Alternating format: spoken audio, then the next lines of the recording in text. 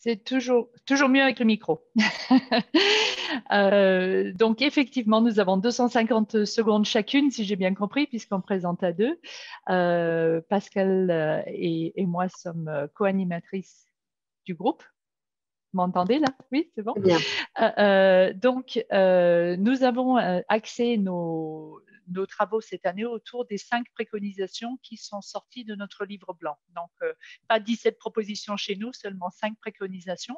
Mais nous avons essayé aussi à chaque fois de travailler lors de nos réunions pour proposer des réalisations concrètes et pragmatiques ou au moins des pistes de réflexion pour avancer sur les différentes préconisations. Donc, nous allons détailler les différents axes prioritaires. Vous aurez la présentation derrière. Pascal va commencer effectivement sur le baromètre. Alors, notre première proposition, bien sûr, c'est d'être capable d'établir un diagnostic de la situation de nos établissements. Et pour ça, nous conduisons tous les ans un baromètre égalité qui s'adresse donc à l'ensemble des établissements de la CGE, évidemment, et qui va permettre à chaque école, établissement de se positionner par rapport à sa catégorie et d'orienter ainsi sa stratégie et son plan d'action. Donc, effectivement, les résultats du baromètre nous permettent d'identifier vraiment les points faibles et les points forts et de mettre en place une stratégie qui s'appuie sur des faits chiffrés, qui est très important.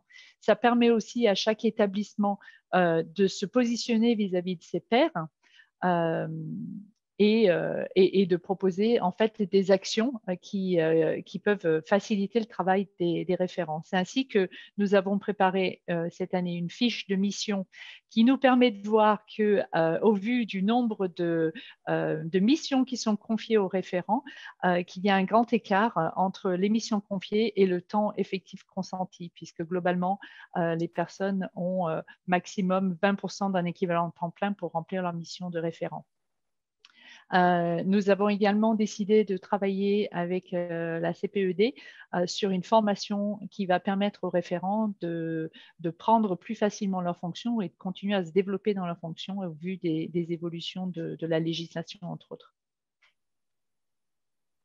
C'est également donc à partir des résultats du baromètre qu'on réfléchit à nos modèles d'organisation qui doivent, pour nos étudiants et pour les acteurs de la société en général, avoir cette position de modèle. Alors, l'originalité du baromètre est d'avoir à la fois une partie d'études sur la mixité des formations, que ce soit en formation initiale et en formation continue, donc s'intéresser à nos apprenants, aux étudiants, mais aussi au personnel, et de regarder aussi comment finalement nos institutions et nos écoles s'organisent et se présentent pour des étudiants comme organisation. Et là, on voit que nos organisations ne sont pas tout à fait mixtes.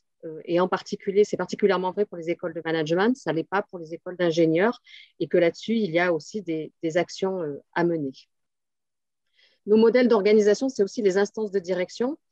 Et là, on sait qu'à l'image de la société en général, les femmes continuent à être sous-représentées dans les instances de direction. On sait que la loi Copé-Zimmermann a permis des grandes avancées dans la société, et nos établissements d'enseignement supérieur se doivent aussi d'avancer dans cette direction et de travailler pour avoir des instances de direction au sens large, beaucoup plus mixtes, parce qu'elles sont aussi ce que nos étudiants perçoivent des organisations en général.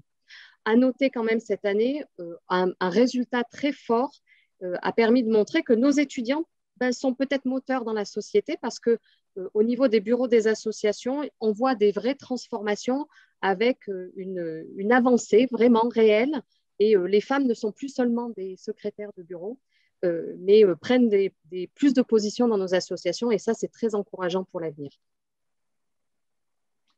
Une belle progression d'ailleurs au bureau des sports qui traditionnellement étaient des associations plutôt masculines.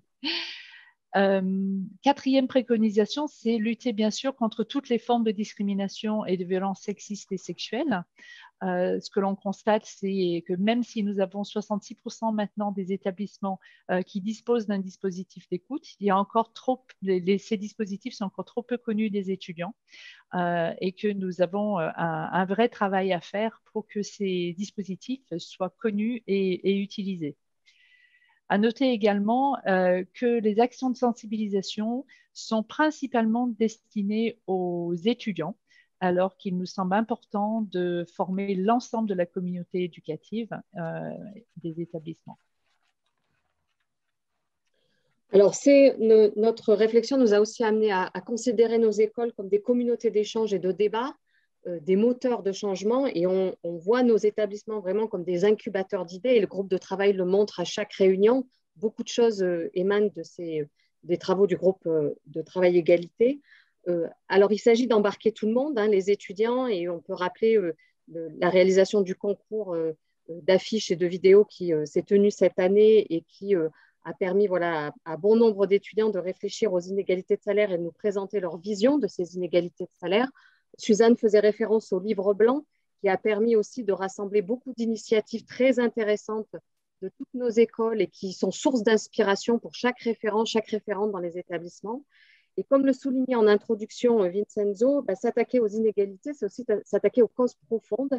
Et on sait que les stéréotypes de genre, les rôles sociaux sont aussi des éléments qu'il faut travailler, déconstruire, expliquer. Et pour ça, nous travaillons en collaboration avec l'AFMD, l'Association française des managers de la diversité, sur une étude réalisée auprès des étudiants pour justement voir où ils en sont, prendre la température sur ces stéréotypes de genre. L'enquête qui est présentée à l'image, c'est la première édition. Nous travaillons aujourd'hui sur la deuxième édition. Les résultats seront présentés en octobre prochain. Donc, le travail continue. Et le baromètre, d'ailleurs, va être lancé aussi dans quelques semaines. Voilà. Donc, le groupe de travail ne s'arrête pas aujourd'hui, continue.